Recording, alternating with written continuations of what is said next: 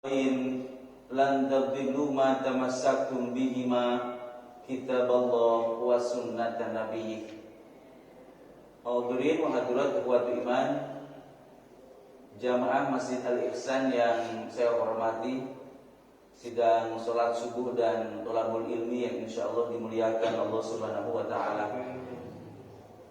Senantiasa kita memuji dan bersyukur kepada Allah Subhanahu wa taala, karena sesungguhnya segala puji hanya miliknya semata.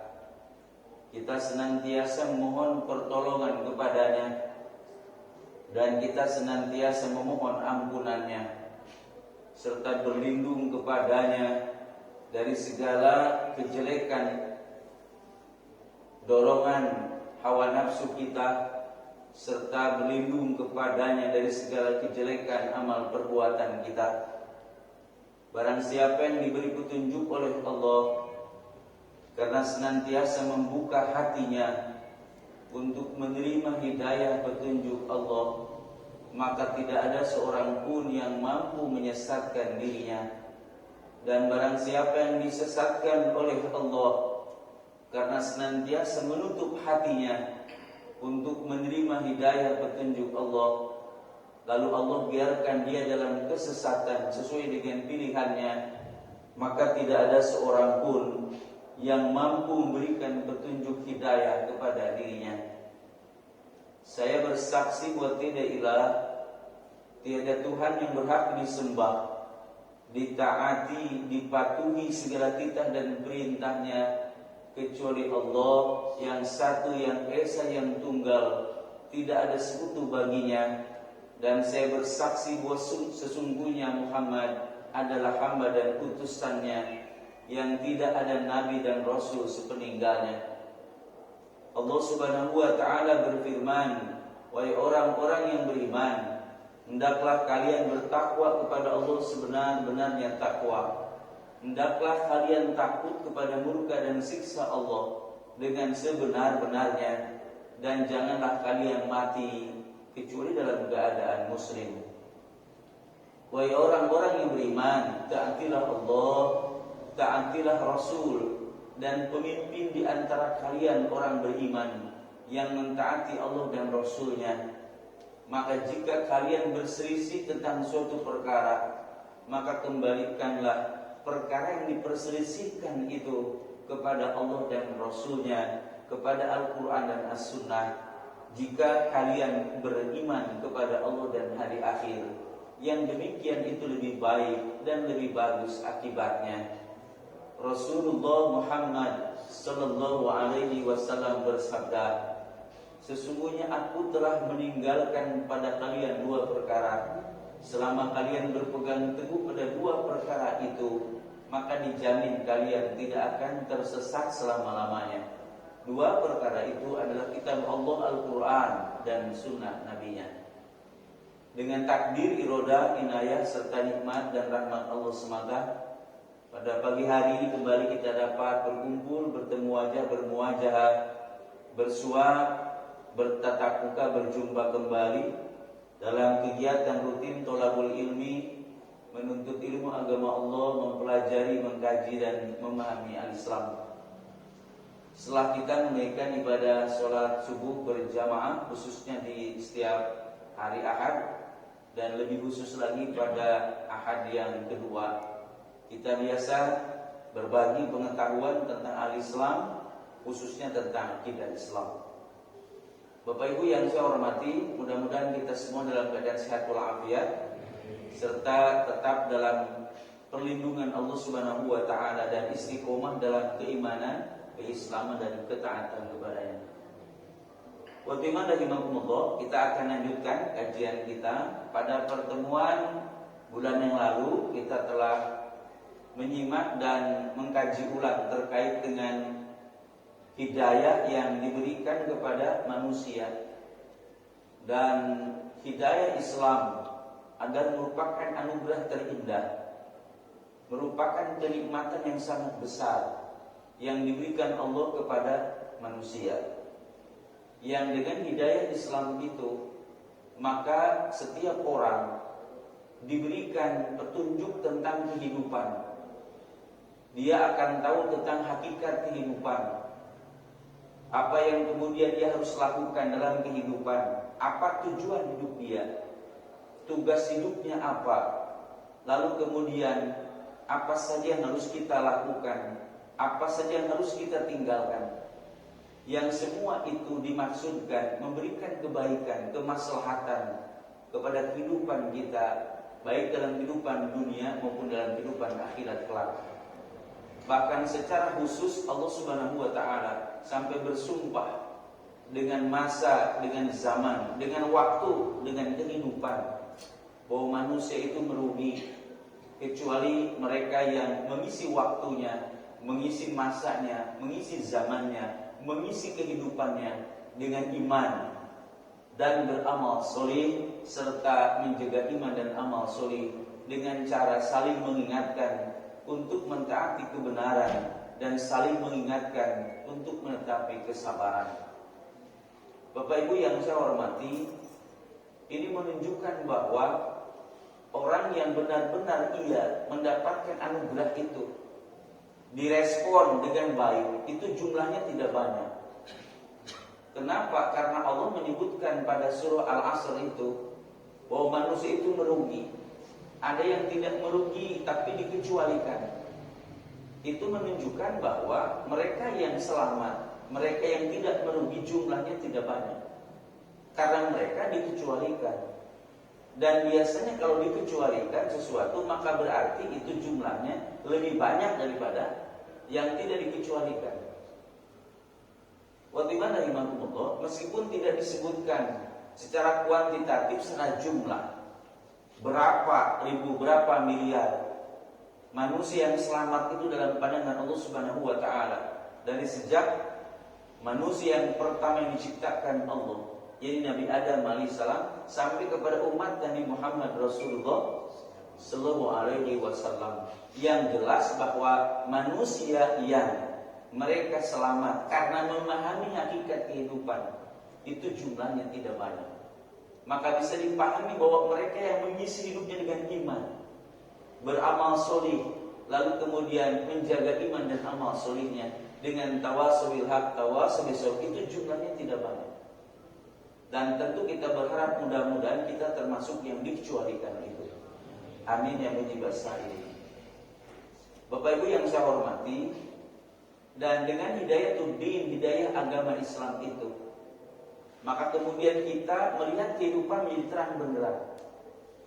Meskipun banyak perkara yang misterius yang kita tidak tahu tentang hakikat kehidupan, maka dengan hidayah Islam kita menjadi tahu segala sesuatu. Bukan hanya urusan duniawi, urusan akhirat pun itu dijelaskan secara jelas di dalam Al-Islam. Maka bisa dibayangkan, wajar kalau disebutkan kata Quran bahwa mereka itu adalah manusia yang selamat. Karena dengan hidayah agama Islam itu, maka ada garansi, ada jaminan mereka mendapatkan keselamatan. Bagaimana dimampu, dan yang menjadi syarat yang pertama, yang menjadi karakteristik bagi mereka yang selamat itu adalah mereka yang mengisi hidupnya dengan iman. Dan pokok dari iman itu adalah iman kepada Allah. Karena itu merupakan asas fondasi dari semua ajaran Islam, yang kemudian nanti dalam bahasa yang disebut dengan tauhid. Jadi iman kepada Allah merupakan pokok dari ajaran Islam. Bukan hanya pokok dari rukun iman, tapi juga pokok dari ajaran Islam. Karena tujuan dari al-Islam itu adalah tauhid, mengesahkan Allah Subhanahu wa taala. Maka bisa kita pahami bahwa semua ajaran dalam al-Islam itu selalu merujuk kepada ajaran tauhid. Karena itu merupakan asas dan pokok dari ajaran Islam, mengesahkan Allah Subhanahu wa taala. Kemudian watimah rahimahumullah, dengan hidayah agama Islam lalu kemudian orang merespon dengan beriman kepada Allah Subhanahu wa taala. Karena dengan hidayah tuddin, maka dia mendapatkan dilalah, mendapatkan petunjuk, informasi, berita berdasarkan wahyu Allah Subhanahu wa taala.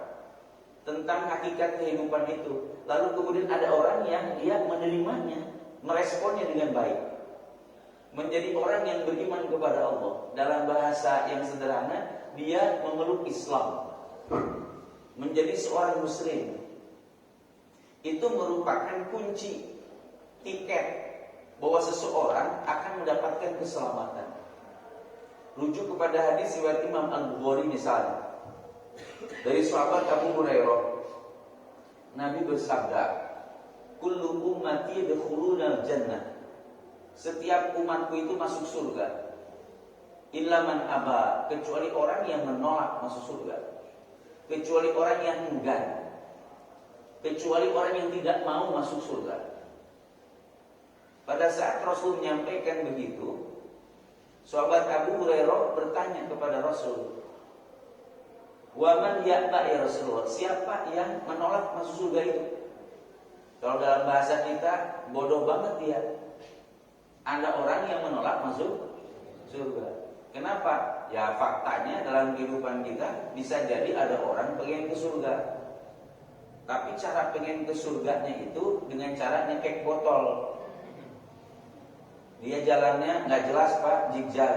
Ketika ditanya, ini mau surga apa neraka? Tuh, yang jalannya zigzag begitu saja masih bisa jawab surga. Tapi persoalannya adalah kalau nyekek botol jalannya zigzag kayak gitu bisa masuk surga. Itu persoalan kan?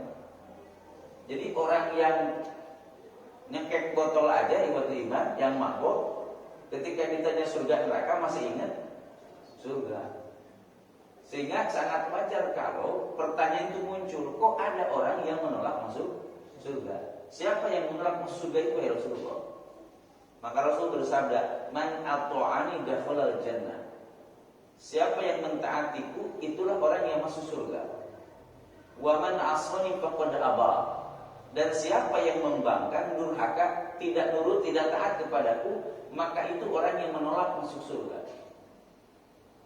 Jadi wajiban dari Allah, ketika seseorang itu sudah memiliki predikat sebagai seorang muslim, maka ia sudah punya tiketnya untuk masuk surga, untuk mendapatkan keselamatan dari Allah Subhanahu wa taala, mendapatkan garansi keberuntungan. Nah, tinggal kemudian apakah kuncinya itu dijaga atau tidak? Bagaimana di Allah? Apa kuncinya? Kuncinya adalah la ilaha illallah.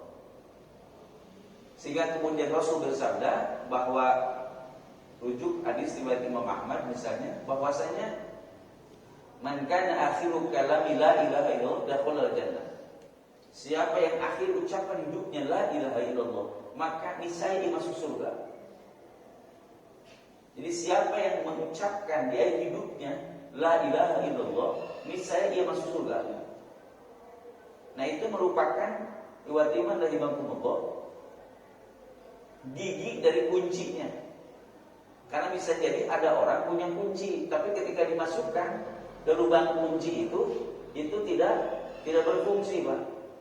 Kenapa tidak berfungsi? Karena bisa jadi giginya tidak terjaga, karatan dan segala macam tiba-tiba.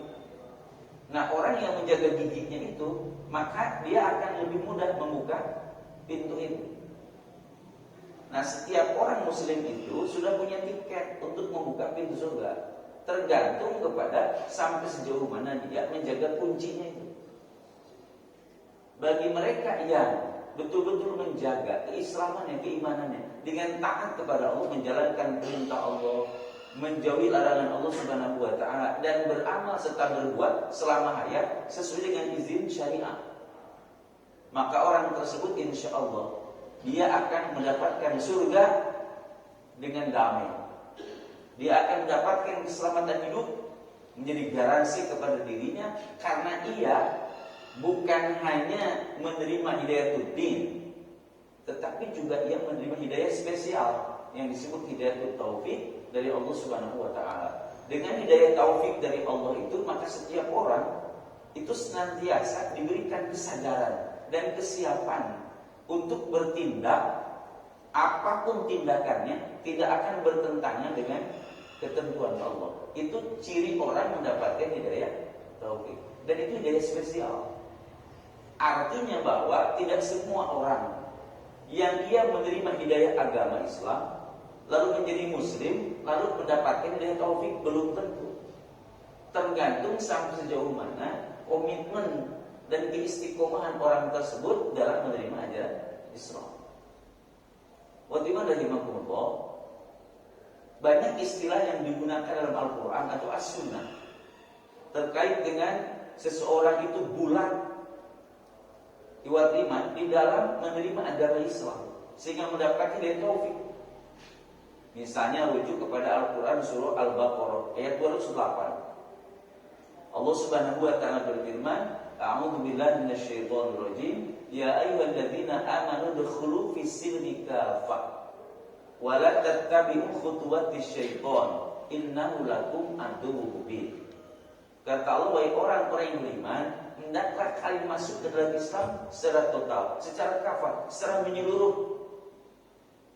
Jangan parsial, jangan sebagian diimani, sebagian ditolak. Jangan pilah-pilah, jangan pilih-pilih dari ajaran Islam, tapi terima Islam secara total. Wala tattabi'u khutuwatis syaiton, dan jangan kalian mengikuti jejak langkah syaitan. Kenapa? Innahu lakum aduwwun mubin. Karena sebenarnya syaitan itu musuh yang nyata bagi kalian.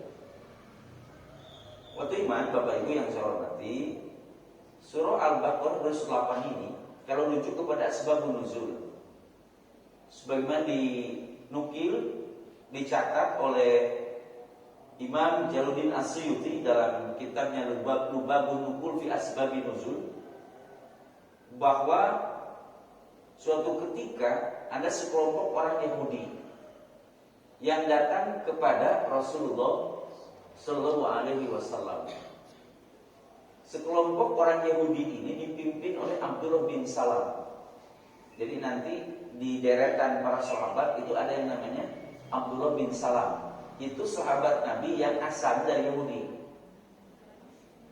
Abdullah bin Salam CS ini, karena ada beberapa orang yang datang kepada Nabi dari kalangan Yahudi, mereka datang kepada beliau berniat masuk Islam. Tetapi ketika mereka menyampaikan niatnya itu, mereka mengajukan syarat. Ya Rasulullah, kami datang ke sini mau masuk Islam, tapi kami mengajukan syarat.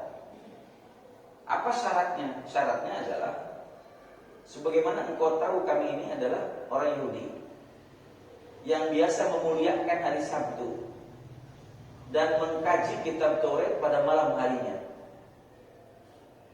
Syarat yang kami ajukan adalah, jika nanti kami menjadi muslim, maka jangan engkau cegah, jangan engkau larang kalau kami masih biasa melakukan kebiasaan Yahudinya. Antara lain memuliakan hari Sabtu dan mengkaji kitab Taurat pada malam harinya. Jangan engkau cegah kalau kami masih melakukan, meyakini ajaran Yahudi itu, sebagaimana sebelum kami jadi muslim. Jadi ajaran Islam diterima, ajaran Yahudi dipakai, dicampur aduk. Waktu mana rahimahumullah, maka permintaan mereka tidak dijawab oleh Rasul berdasarkan ijtihadnya, tetapi langsung dengan ayat Al-Quran Al-Karim, surah Al-Baqarah ayat 208 yang mengatakan dengan tegas bahwa siapapun orang yang menyatakan beriman kepada Allah, maka hendaklah menerima Islam secara total dan jangan mengikuti jejak langkah setan. Contohnya adalah berislam dengan cara dia mencampur baur antara ajaran Islam dengan ajaran di luar Islam. Karena kalau demikian, maka itulah jejak langkah setan, cara setan yang dikehendaki kepada orang beriman supaya keimanannya rusak dengan cara mencampur aduk antara hak dan batil. Waktu mana rahimahumullah, maka berarti tidak diberi peluang kepada mereka untuk masih meyakini atau mengamalkan apa yang biasa mereka kerjakan di keyakinan sebelum Islam. Waktu mana rahimahumullah, ini diantara bahasa dalam Quran sehingga dikenal istilah Islam yang kafah, Muslim yang kafah, Muslim yang total, yang menerima Islam secara menyeluruh. Dia pelajari Islam dari alif sampai ya, dari A sampai Z, dan ia mengamalkannya sesuai dengan kemampuan dirinya. Tetapi dengan cara begitu maka ia bisa mencapai kepada totalitas dari seorang muslim yang kafah sebagaimana diperintahkan Allah Subhanahu wa taala. Wa ta'ala. Nah, tentu merujuk kepada syarat yang pertama bahwa manusia itu selamat adalah mereka membuka dirinya, open bar, untuk menerima ajaran Islam itu, sehingga menjadi seorang muslim. Kenapa demikian? Karena disitulah letak adanya nilai bahwa setiap orang berbuat itu dapat nilai apabila dilandasi dengan iman kepada Allah. Tadi sudah disebutkan bahwa seorang muslim berarti sudah punya tiket untuk mendapatkan surga. Kenapa? Karena setiap perbuatannya sudah dapat nilai dari Allah.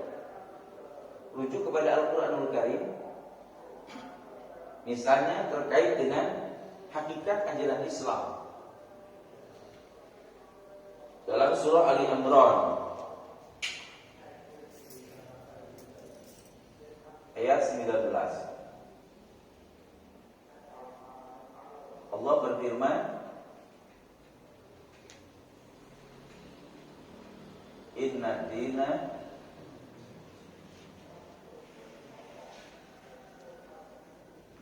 indallahi Islam. Sesungguhnya agama di sisi Allah adalah Islam. Tolong Bapak Ibu jangan berkedip nih. Ini merupakan salah satu dalil, salah satu keterangan dalam Al-Quranul Karim bahwa Islam itu satu-satunya agama yang diturunkan Allah Subhanahu wa taala.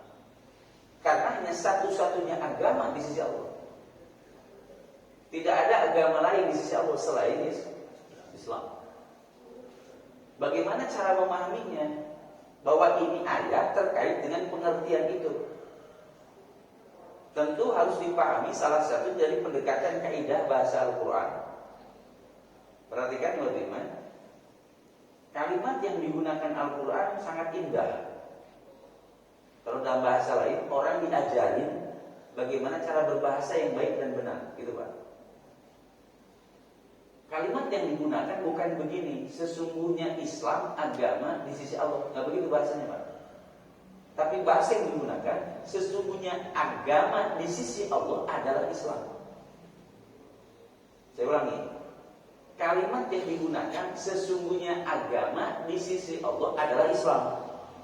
Bukan sesungguhnya Islam agama di sisi Allah. Emangnya ada perbedaan pengertiannya? Baik, kita orang Indonesia, saya coba bahasa Indonesia. Apakah ada perbedaan dua kalimat ini, dua susunan kalimat ini? Ahmad adalah seorang dokter. Dengan kalimat dokter itu adalah Ahmad. Tuh belum ukuran aja Indonesia dulu dah. Nah, kalimat yang pertama Bu, Ahmad itu adalah seorang dokter. Pertanyaan saya, kalimat itu maksudnya apa? Apakah yang berprofesi dokter itu cuma Pak Ahmad? Halo, ini Pak Ahmad. Ahmad itu adalah dokter. Berarti menurut bahasa Indonesia subjeknya Ahmad, dokternya predikat tuh Pak. Ada bahasa Indonesia, ya diingetin, diingetin lagi ya, lagi SD, SMP gitu. Jadi Ahmad adalah dokter. Ahmad itu subjek, dokternya predikat, ya Pak. Tapi kalau dibalik, dokter itu adalah Ahmad, berarti subjeknya dokter, Ahmadnya jadi predikat, bisa dibalik Pak.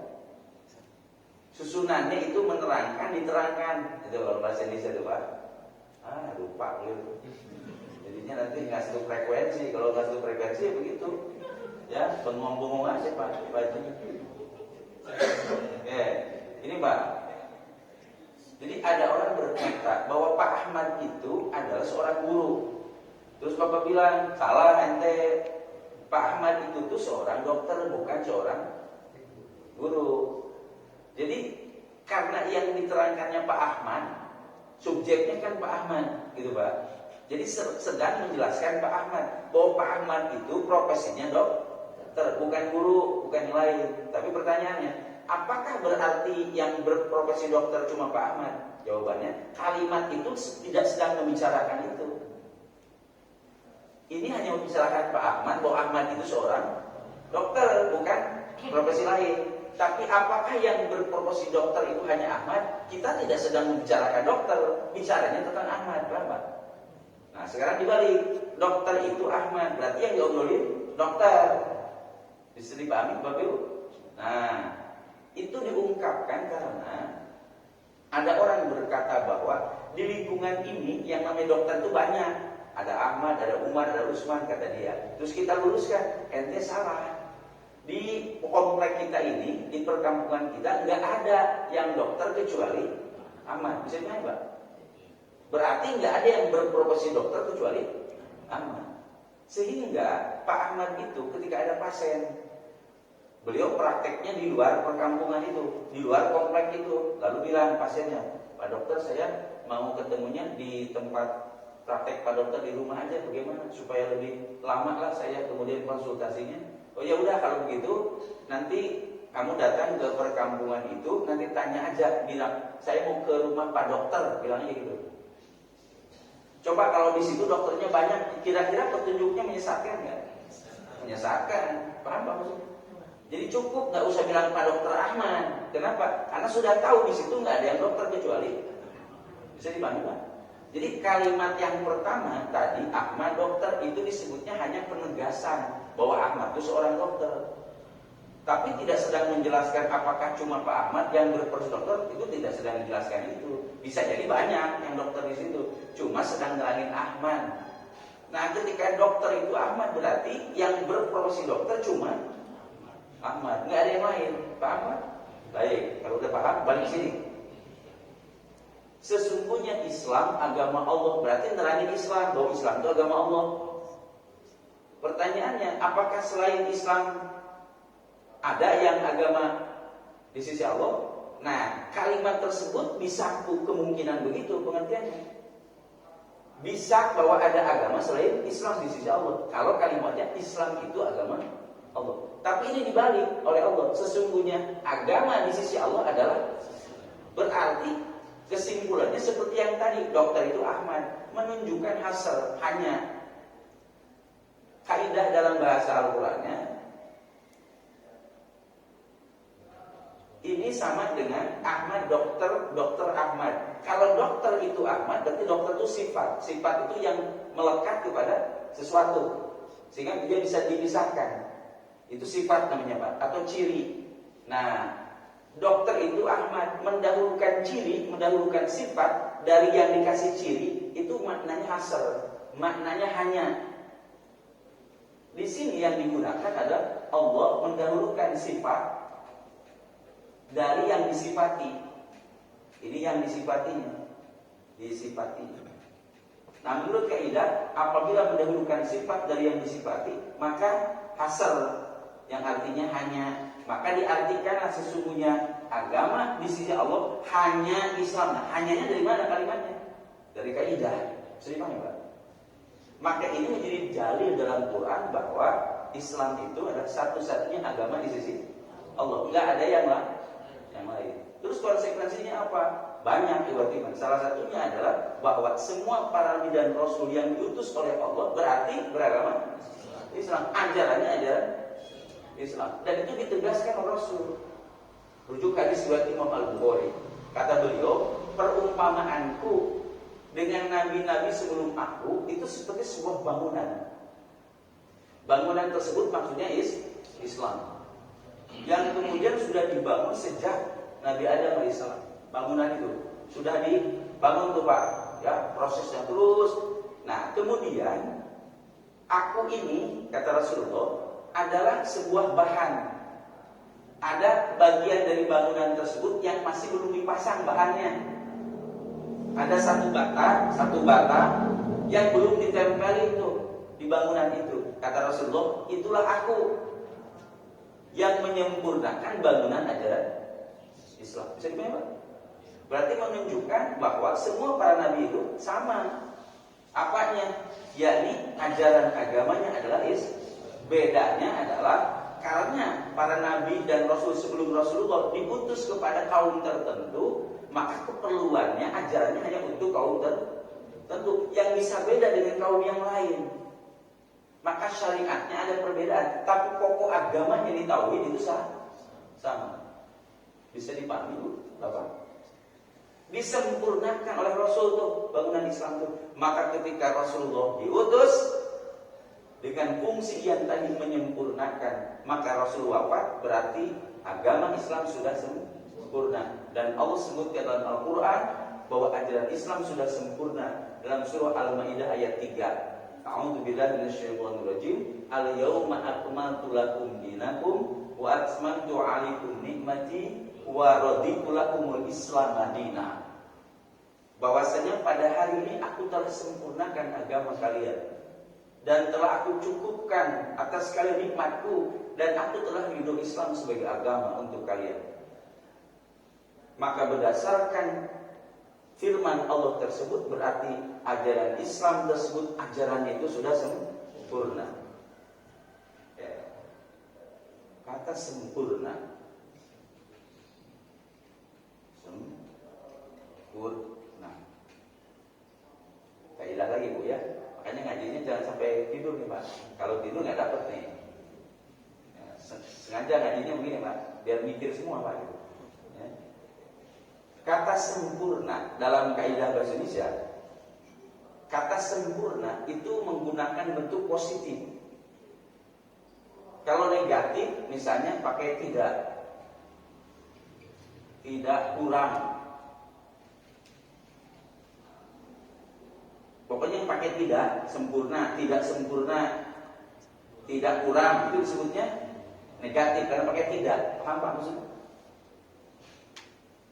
Menurut kaidah nih. Ya, saya contohkan ke anak kembar. Bapak Ibu pernah lihat anak kembar? Bapak Ibu pernah lihat anak kembar? Mungkin ada yang punya anak kembar, ya. Kembarnya identik. Yang siapapun tuh susah membedakan. Ya, jangankan orang lain, bapaknya dia susah ngebedain. Kakaknya yang mana ya? Ini kakaknya apa adiknya nih? Nah, yang tahu hanya ibunya. Kalau ibunya tahu, Pak. Ya, ibunya tahu, di kakaknya adiknya. Aneh kan? Bapaknya ada, nggak tahu apalagi yang lain, Pak, gitu. Nah, saking susah dibedakan. Oke, sekarang anak kembar itu bahasa yang tepatnya apa? Sama, tidak sama, berbeda atau tidak berbeda. Tuh. Kalau menggunakan tidak berarti negatif, paham? Kalau tidak menggunakan tidak berarti bentuk positif, paham, Pak? Ya, apa maksudnya? Menurut kaidah, kalau menggunakan bentuk positif berarti tidak ada unsur lain. Kalau menyebut kalimat dengan bentuk positif berarti nggak ada unsur lain. Tapi kalau menggunakan negatif ada unsur lain. Ya. Contoh apa yang lain? Contohnya mati. Itu positif. Hidup itu positif kalimatnya. Tapi kalau tidak mati itu disebutnya negatif. Tidak hidup itu disebutnya negatif. Yang positif itu kan nggak ada unsur lain. Karena tidak ada unsur lain, maka tidak bisa menggunakan istilah dia hidup tapi mati. Itu salah kalimat. Karena hidup sama mati dua-duanya positif. Kalau dua-duanya positif nggak bisa digabung. Makanya Al-Quran nggak menyebut begini dalam surah Al-A'la. A'udzubillahi minasyaitonirrajim. La yamutu fiha wa la yahya. Bapak hafal ayatnya? Kata surah Al-A'la, la yamutu fiha wa la yahya. Menggunakan negatif. Tuh, Allah ngajarin berbahasa yang baik dan benar. Jadi bukan dia mati dan hidup, nggak begitu, Pak. Tapi kalimatnya tidak mati dan tidak hidup. Bisa dipahami, Bu? Pak. Karena kalau menggunakan mati dan hidup itu nggak bisa. Mati dan hidup, mati positif, hidup positif. Kalau digabung nggak bisa, kenapa? Karena rumusnya yang namanya positif itu berarti nggak ada unsur lain. Kalau disebut mati berarti nggak ada unsur hidupnya, paham ya? Kalau disebut hidup berarti nggak ada unsur matinya, paham nggak? Tapi kalau menyebut negatif berarti ada unsur yang lain. Kalau menyebut tidak mati berarti ada unsur hidupnya, ada unsur matinya, paham nggak maksudnya? Ada ciri matinya, ada ciri hidupnya, maka disebutlah tidak hidup. Tidak mati juga sama begitu. Ada ciri hidupnya, ada ciri mati. Itu ungkapan dalam Quran begitu dahsyatnya siksa neraka. Bahwa orang ketika disiksa dalam neraka dibahasakan kata Al-Quran la yamutu fiha wa la yahya. Enggak mati, enggak hidup di dalamnya. Kenapa disebut enggak mati? Karena ada jeritan. Kenapa disebut tidak hidup? Karena hancur tubuhnya. Bisa dipahami, Bu? Paham tidak sama situ? Paham ya? Oke. Sekarang anak kembar. Anak kembar itu kalimat yang tepat apa? Sama, berbeda, tidak sama apa tidak berbeda? Ya, sekarang lihat wujudnya. Yang namanya anak kembar itu ada perbedaannya enggak? Ada. Ada persamaannya enggak? Ada. Pertanyaannya, lebih banyak mana samanya dengan bedanya? Samanya. Oke. Nah, karena banyak samanya yang dominan samanya, maka kalimat yang tepat adalah tidak berbeda. Selipani. Bahwa anak kembar identik itu tidak berbeda. Kenapa disebut tidak berbeda? Karena ada unsur bedanya, ada unsur samanya. Cuma banyak samanya. Bisa dipahami? Maka kalimat yang digunakan, ini anak kembar tidak berbeda.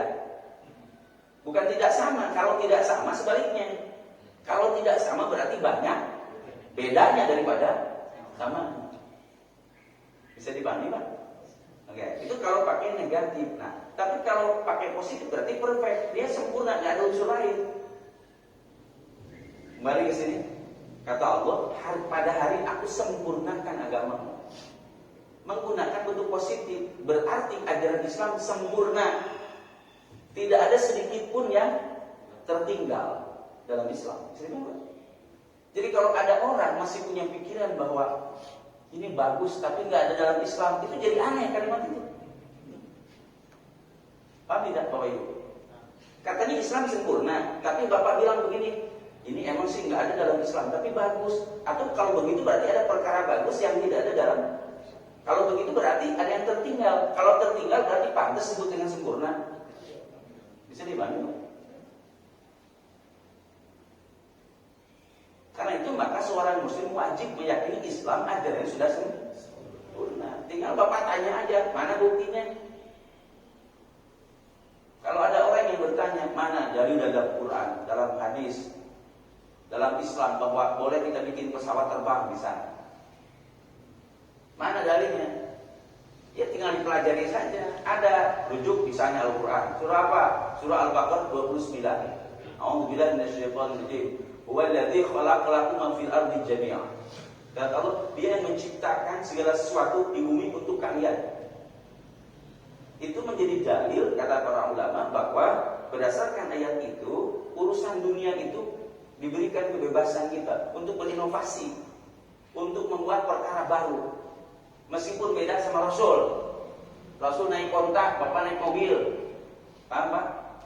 Jadi kalau ditanya mana dalilnya boleh pakai mobil, tuh ayatnya urusan keduniaan itu dibolehkan kepada kita untuk berinovasi, untuk kalian semuanya. Ada nggak dalam hadis, rujuk hadis riwayat Imam Ahmad dari sahabat Anas bin Malik radhiyallahu anhu. Kata Rasulullah,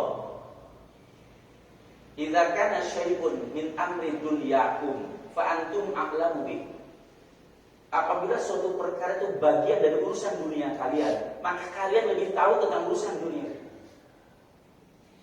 Tetapi kata Rasulullah, "Wa idza kana syai'un min amri dinikum fa ilayya." Tapi apabila semua urusan itu bagian dari urusan agama kalian, maka kembalikan kepada aku, kepada Rasul. Jangan dikembalikan kepada setiap orang. Bisa dipahami? Kenapa? Karena Islam sudah sempurna. Dan kesempurnaan Islam itu uswatun hasanahnya Rasul. Bisa dipahami, Pak?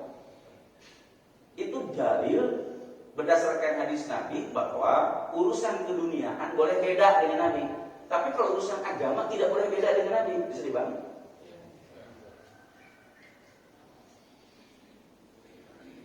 Bagaimana dari Allah? Bikin pesawat terbang, mobil itu urusan keduniaan. Sehingga boleh kita beda dengan Rasul. Karena itu urusan keduniaan. Tuh ada dalilnya Pak. Ada keterangannya, ada panduannya. Jadi jangan mengatakan bahwa ini nggak ada dalam Islam. Bukan nggak ada aja yang tidak tahu. Bagaimana dari Allah?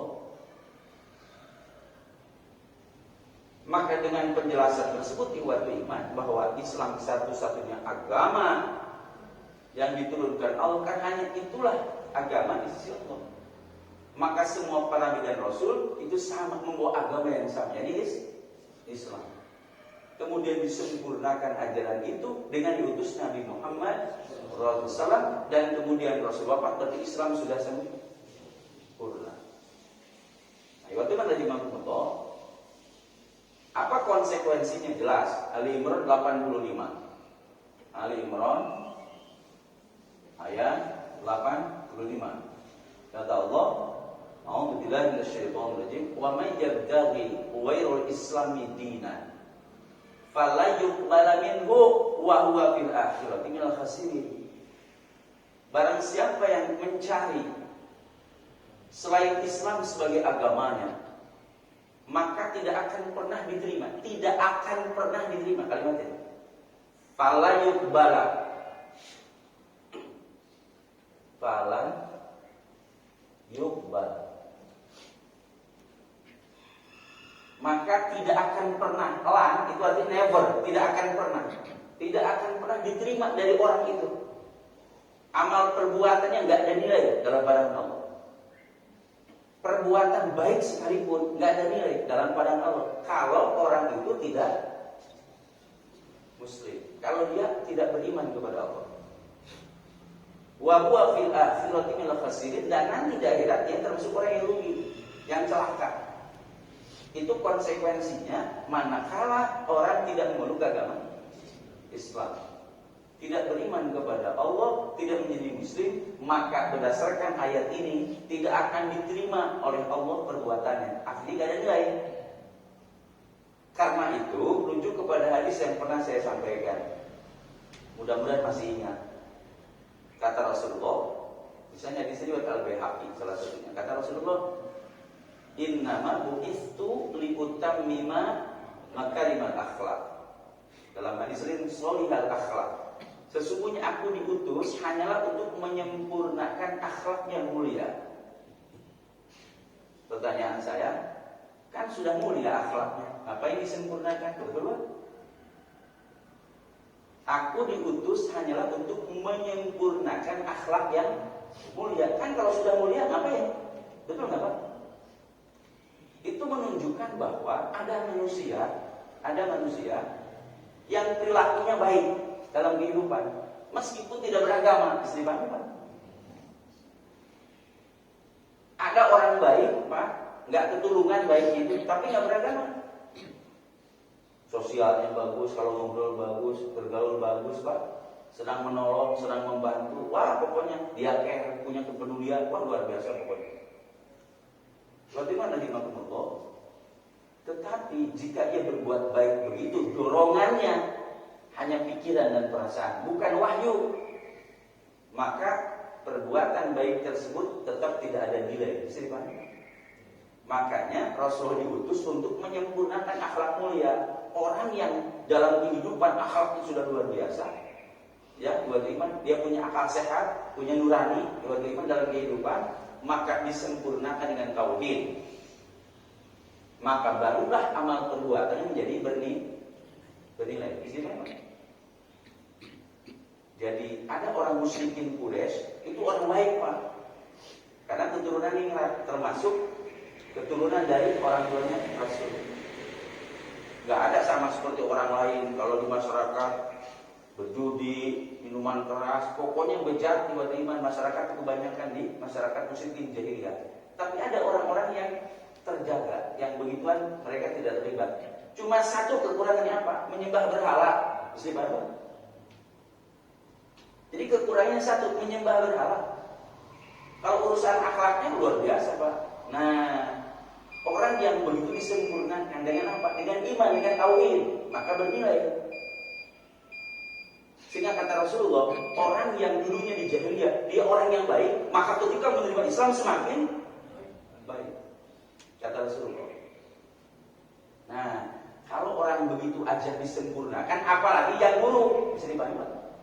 Oh, itu pegawaiannya, harus dibenerin gitu, Pak. Orang yang sudah baik aja, itu disempurnakan dengan tauhid. Apalagi kalau akhlaknya tidak baik gitu, Pak. Itu memang gawean, harus dibenahi, berarti. Nah, inilah ibadah iman, konsep dasar dari bahwa iman itu menjadi pokok, menjadi asas bahwa seorang manusia punya nilai di pandangan Allah Subhanahu wa taala. Dan ibadah iman dan imanullah ini mencerminkan tentang posisi iman dalam ajaran Islam yang luar biasa, menjadi dasar, menjadi pondasi, menjadi penentu terhadap jati diri seorang manusia. Apakah dia selamat atau tidak? Maka yang pertama harus dilihat adalah akidahnya. Yang dilihat ada konsep keyakinannya, disebut dengan keimanan. Nah, kira-kira nanti bagaimana konsepnya buat iman? Karena waktu itu yang bisa misahkan kita, maka insya Allah kita akan nanti bedah lebih jauh konsep iman dalam ajaran Islam. Tapi tadi sudah disampaikan bahwa pokok dari rukun iman adalah iman kepada Allah. Bahkan pokok dari ajaran Islam adalah tauhidullah. Jadi mengesahkan Allah Subhanahu wa taala. Bagaimana kemudian rinciannya, turunannya buat iman dari konsep itu, jangan kemana-mana. Nanti setiap ahad kedua kita berjumpa lagi. Kalau anu siswa waktu luar ada wa astagfirullah li wa lakum. Persilakan yang mau bertanya katakan. Ya, dengan Pak. Assalamualaikum warahmatullahi wabarakatuh. Nama saya Saryoto. Kebetulan saya dari Gempol, Ustaz. Gempol. Dari Masjid Baitul Salam. Jadi simpatisan kalau ada subuh pagi ada pun tausiah. Tadi dijelaskan masalah masuklah Islam secara kapan. Jadi orang itu kebanyakan pendapatnya kafahnya itu mungkin kalau cuma baca syahadat, sholat, haji, puasa, apa itu mungkin sudah kafah. Padahal kan secara kafah itu secara keseluruhan mungkin yang tidak bisa dirinci ibadahnya satu persatu. Seperti ini, seperti sekarang gini kan sebenarnya kafah juga ini salah satu kafah masuk Islam. Tapi juga banyak orang yang tidak hadir ke sini cuma lewat jalan-jalan. Padahal juga itu Islam. Jadi mungkin juga bagusan model kayak Roger Dadwarta atau Felicio. Jadi itu dari non muslim masuk muslim itu malah banyak sekali yang didapat ilmunya gitu. Itu penjabarannya lebih jelas lagi gimana Ustaz? Terima kasih. Baik, terima kasih. Masih ada yang lain? Atau mau langsung jawab dulu? Baik. Jadi berarti Bapak ini ada saudara di sini gitu ya? Apa memang di sini? Dua itu Pak. Oh, gitu. Kalau Ustaz Ahmad Sabis. Selamat datang Pak. Baik. Jadi sebagaimana kita tadi sampaikan bahwa kesempurnaan ajaran Islam itu mencakup semua aspek. Bukan urusan akhirat, tapi urusan dunia. Bukan urusan dunia, tapi urusan akhirat. Maka nanti ada istilah ibadah duniawiyah, ada ibadah ukhrawiyah. Nah, ada istilah ya. Ibadah itu ibadah duniawiyah, ada ibadah ukhrawiyah. Disebut ibadah ukhrawiyah karena perkara perbuatannya itu dasarnya wahyu. Jangankan tata caranya, Pak. Jenis perbuatannya pun dasarnya wahyu. Manusia tidak akan tahu kecuali berdasarkan wahyu. Disebutnya ibadah ukhrawiyah. Contoh, ibadah sholat, ibadah haji, ibadah saum. Itu bukan kebiasaan orang, Pak. Enggak semua orang mengenal itu. Jangankan orang lain yang dia bukan muslim, jangankan orang kafir. Orang muslim pun tidak akan tahu itu kecuali dengan wahyu. Maka jangan heran. Ada sahabat itu belum sholat. Kenapa? Karena sholatnya belum disyariatkan. Bisa dipahami? Ketika di Makkah ibadah iman, Rasul menerima wahyu. Maka yang diturunkan bukan tentang syariat seperti sholat, tapi akidah, akhlak ibadah iman. Bisa dipahami? Sementara syariat itu, sholat dan yang lainnya, itu baru diturunkan ketika Rasul hijrah dari Makkah ke Madinah. Jadi jangan heran ada sahabat belum sholat. Kenapa? Karena sholatnya pun belum disyariatkan. Bisa dipahami, Pak? Jadi ibadah sholat itu contoh ibadah ukhrawiyah. Disebut ibadah ukhrawiyah, dia ibadah yang perbuatannya pun itu berdasarkan wahyu, kita mengenalnya. Sekarang ada ibadah duniawiyah.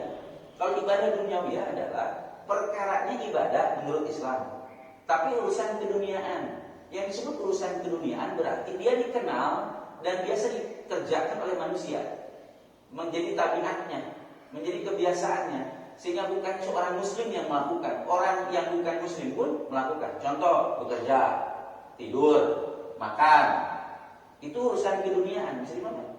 Buang air, itu urusan keduniaan.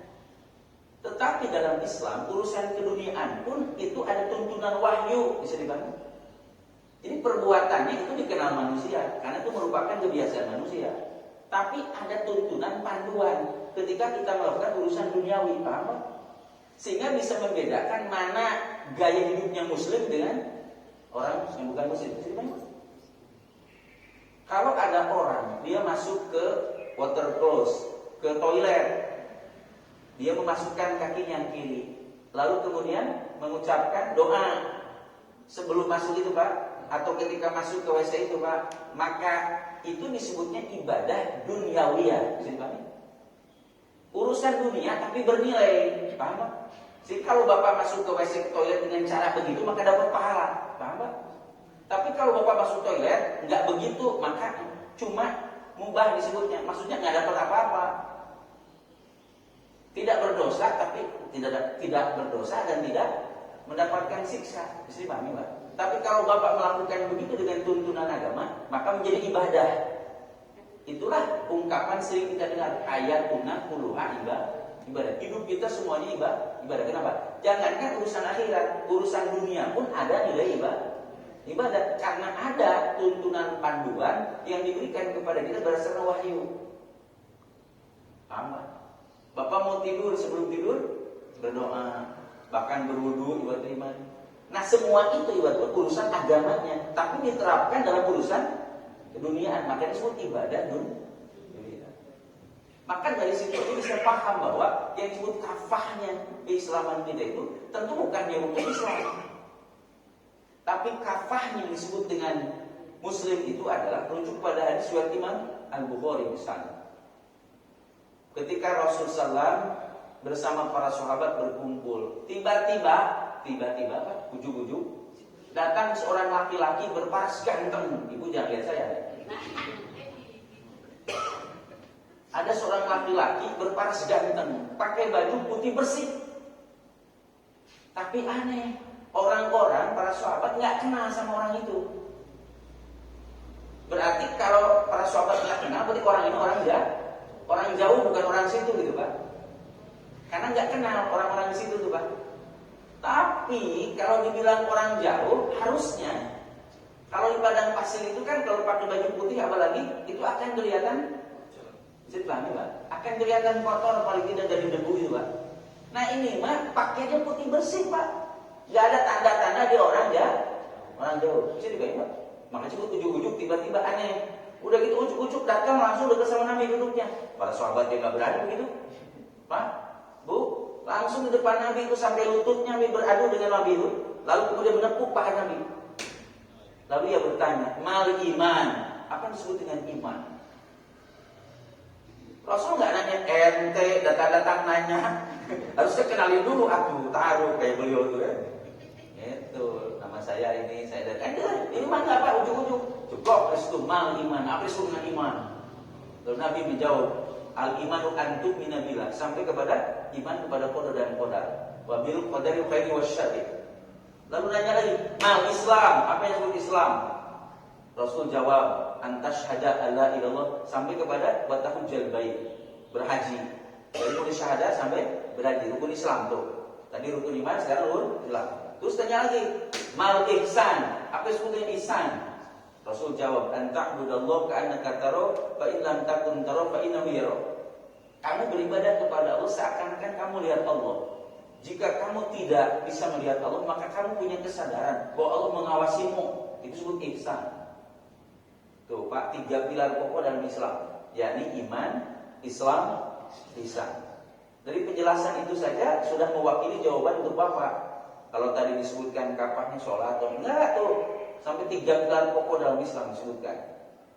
Terus ditanya lagi, mata sa'ah, kapan terjadinya hari kiamat? Kapan terjadinya kehancuran? Rasul menjawab dengan bertanya. Jadi ini contoh cara dialog. Kalau ada orang bertanya, tidak selalu jawabannya dengan kalimat berita. Ada orang bertanya, dijawab dengan cara bertanya. Ini contohnya Rasul ditanya sama laki-laki itu, mata sa'ah, kapan terjadi kiamat? Kata Rasulullah, mal mas'ulu anha bi a'lam minas sa'il. Apakah orang yang ditanya lebih tahu tentang kapan terjadi hari kiamat daripada orang yang bertanya? Para sahabat nggak kenal siapa ini, tapi Rasul kenal. Ini malaikat Jibril yang menjelma sebagai seorang laki-laki. Sehingga Rasulullah bertanya, mal mas'ulu anha bi a'lam minas sa'il. Apakah orang yang ditanya lebih tahu daripada yang bertanya tentang hari kiamat? Yang bertanya aja nggak tahu, apalagi yang ditanya. Itu maksudnya, Pak. Yang bertanya itu malaikat Jibril. Malaikat Jibril aja dekat dengan Allah nggak tahu kapan terjadi kiamat, apalagi yang ditanya, gitu Pak maksudnya. Jadi maksudnya nggak tahu, gitu Pak. Dan bukannya saya, emang ente tahu juga, ente aja nggak tahu, gitulah, apalagi saya manusia, gitu Pak. Lalu kemudian dia bertanya tentang apa? An asyratiha. Kalau tanda-tandanya, baru Rasul menyampaikan. Kalau tanda-tandanya ada, kata Rasulullah, salah satunya di hadis itu, antalidal amatu rabbataha. Apabila sudah terjadi seorang anak, ya, seorang hamba sahaya melahirkan tuannya. Nanti ditafsirkan oleh para ulama banyak. Misalnya ada orang tua melahirkan anak, tapi anaknya jadi majikannya. Berarti mana di kampung Allah. Jadi ada orang tua yang nurut sama anak tua aja, bukan anak yang nurut sama orang tua, malah orang tua yang nurut sama anaknya. Ibarat iman sampai, wah luar biasa, seperti seorang majikan dengan hamba sahaya. Ujungnya itu Pak. Itu berarti sudah terjadi kerusakan moral, itu maksudnya. Kemudian wa iman, kata Rasul, wa antal hufatal uratal ala tadi asya ya tatawaluna fil bunyan.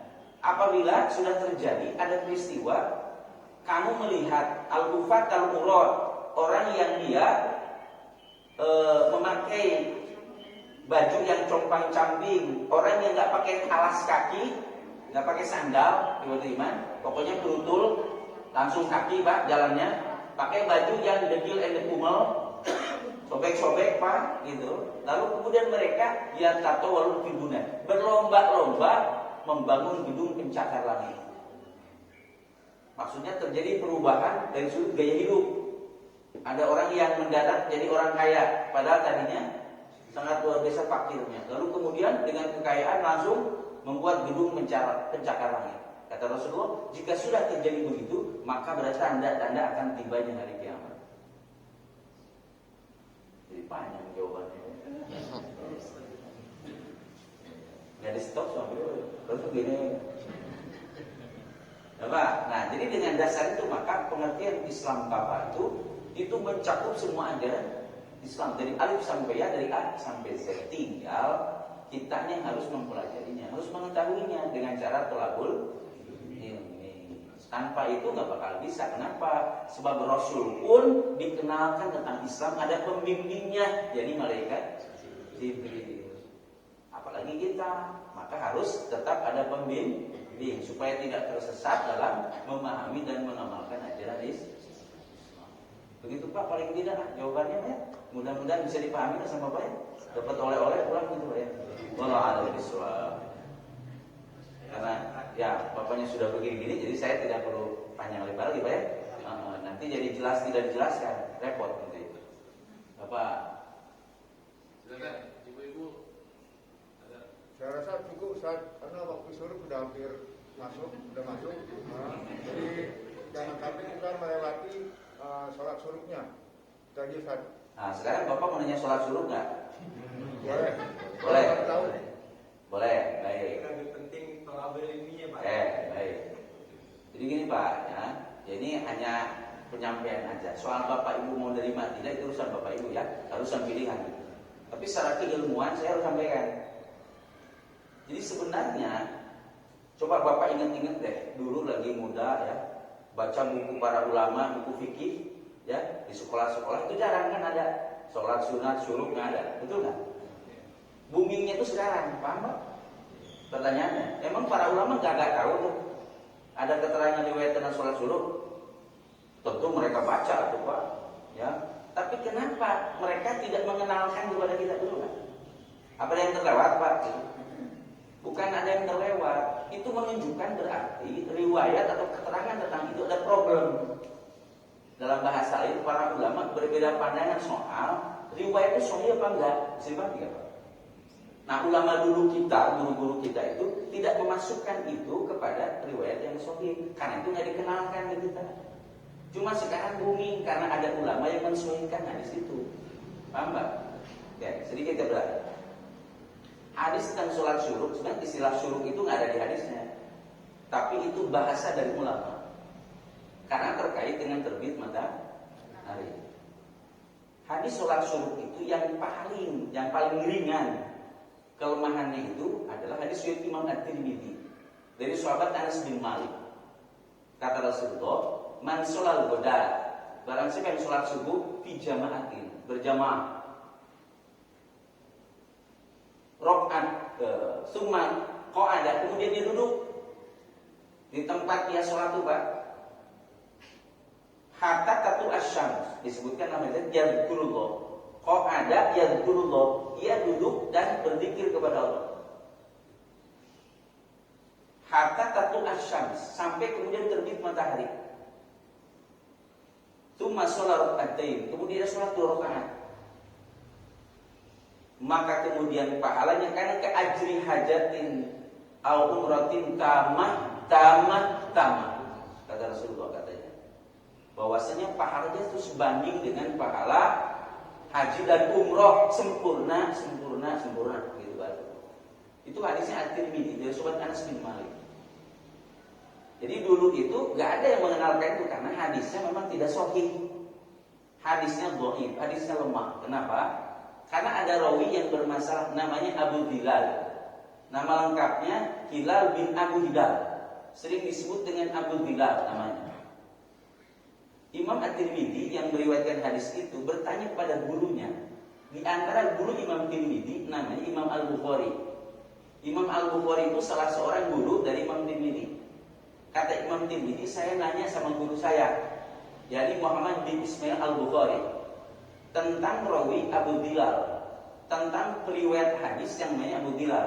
Kata Imam Bukhari, muqarribul hadis, dia itu muqarribul hadis. Yang disebut muqarribul hadis itu istilah para ulama hadis, orang tersebut itu dalam urusan hadis enggak baik tapi enggak buruk. Jadi bukan hebat tapi juga bukan enggak bisa gitu Pak. Menunjukkan bahwa tidak diperhitungkan dalam urusan kualitas hadis. Tapi Abu Hilal itu banyak yang mengkritik ulama yang lain. Ada yang mengatakan munkar, dia orangnya ditolak hadisnya. Ada yang mengatakan laisa bil qawi, dia enggak kuat dalam urusan hadis. Nah, berbekal dari penilaian para ulama hadis, maka wajar para ulama dulu kita itu memasukkan hadis tentang sholat dalam tanda kutip sholat syuruk, hadisnya dhaif, hadisnya lemah. Tapi karena ada ulama kontemporer yang mensahihkan, booming di mana-mana, banyak para ustaz yang menyampaikan bahwa ada sholat sunnah, namanya sholat syuruk. Jadi sholat sunnah yang dilakukan setelah terbit matahari seukuran 1 tombak dari terbit matahari atau 15 menit dari terbitnya matahari. Jadi bukan terbit matahari, karena terbit matahari tidak boleh sholat berdasarkan hadis yang sahih. Rasul melarang kepada kita melakukan sholat di 3 waktu. Salah satunya adalah ketika terbit matahari, itu dilarang oleh Nabi. Sedih banget. Makanya sholat syuruk itu bukan ketika terbit matahari, tapi setelah beberapa waktu dari terbit matahari, yang dalam bahasa riwayat yang lain, tapi hadisnya dhaif, itu seukuran 1 tombak. Gitu. Jadi 15 menit. Maka orang booming melakukan sholat syuruk. Nah sekarang pertanyaan lain, bukan gara-gara ya, disebabkan oleh itu, maka banyak, mohon maaf ibu maaf, bukan tidak boleh ya, banyak ibu-ibu yang sholatnya pengen di masjid. Padahal ibu-ibu mah kan lebih baik sholat di rumah, bisa dipahami Pak? Tapi nggak boleh dicegah, kata Nabi, kalau para ibu atau kaum wanita mau sholat di masjid. tetap dapat keutamaan. Cuma kalau di rumah lebih utama, bisa Pak. Nah, salah satu motivasinya adalah pengen dapat pahala seperti haji dan umroh, bisa Pak. Jadi orang justru orientasinya bukan ke sholat subuhnya, tapi ke sholat sunnahnya. Bisa dipahami kan? Sudah begitu, sholat syuruk itu kan paket dari mulai subuh, nggak boleh pulang Pak. Jadi sholat syuruk nggak sama dengan sholat duha. Kalau sholat duha mah boleh kita pulang nanti di rumah. Kalau sholat syuruk nggak bisa di rumah, harus di masjid. Bisa dipahami Pak? Itu paketnya itu. Nah, tetapi sekali lagi bahwa sebenarnya hadis tentang sholat syuruk itu hadisnya tidak sahih. Cuman karena ada yang mensahihkan, lalu kemudian booming di masyarakat sekarang ini orang pada sholat syuruk. Sehingga ada mindset di pikirannya bahwa lebih penting sholat syuruk daripada sholat subuh. Karena pahalanya sebanding haji dengan umroh. Itu tentang sholat syuruk. Ibnu Abbas pernah ditanya tentang istilah isyraq atau syuruk itu. Kata Ibnu Abbas, sholat duha. Jadi tuntunan sholat duha hadisnya sahih, riwayat Bukhari, riwayat Muslim, Pak. Tapi kalau sholat syuruk dalam pengertian yang tadi, yang paket dari subuh sampai ke terbit matahari itu hadisnya tidak sahih menurut penjelasan para ulama hadis. Maka wajar di beberapa tempat ada yang tidak melakukan karena mereka tahunya itu hadisnya tidak dapat diamalkan. Itu Pak, paling tidak ini oleh dari saya aja.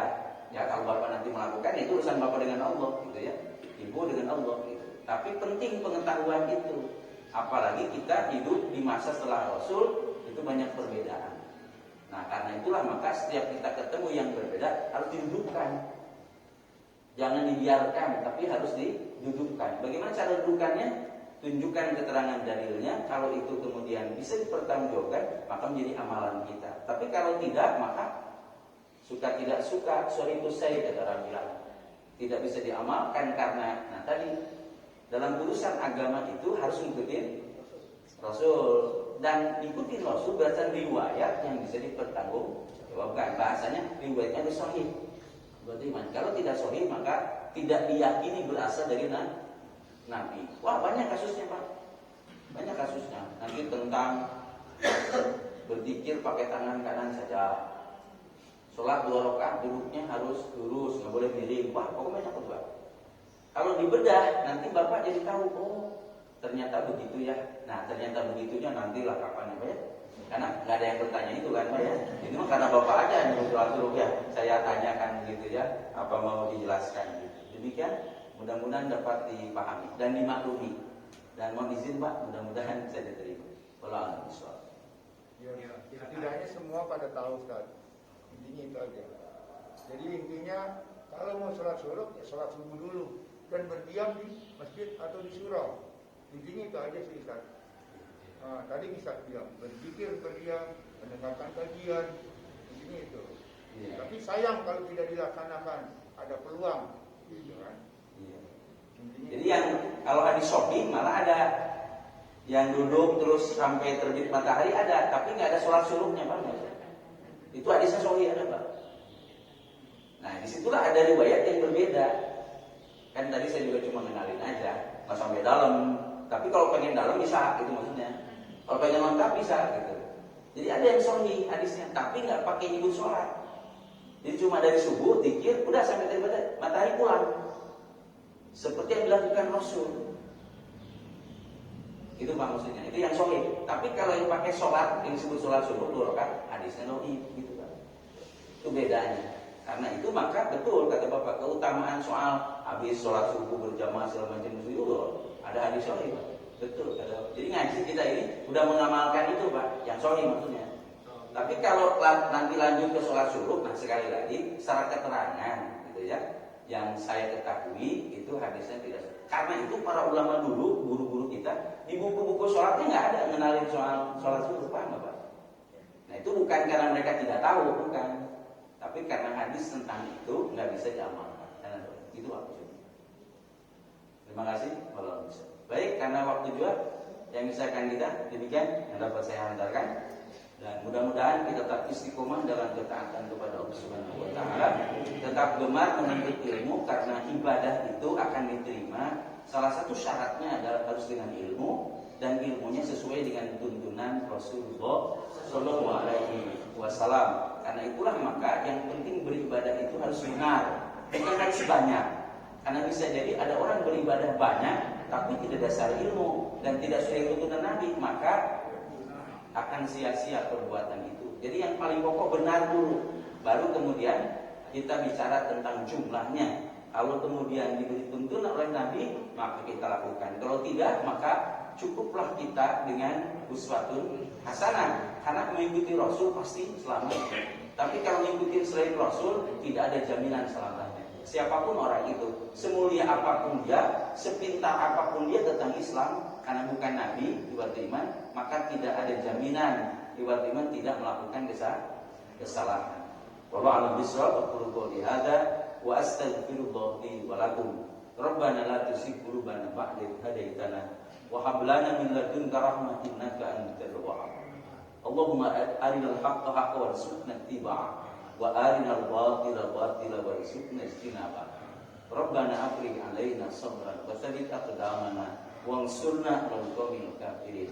Rabbana hab lana min azwajina wa dhurriyyatina qurrata a'yun waj'alna lil muttaqina imama. Rabbana atina fid dunya hasanah wa fil akhirati hasanah wa qina adzabannar. Walhamdulillahi rabbil alamin. Assalamualaikum warahmatullahi wabarakatuh.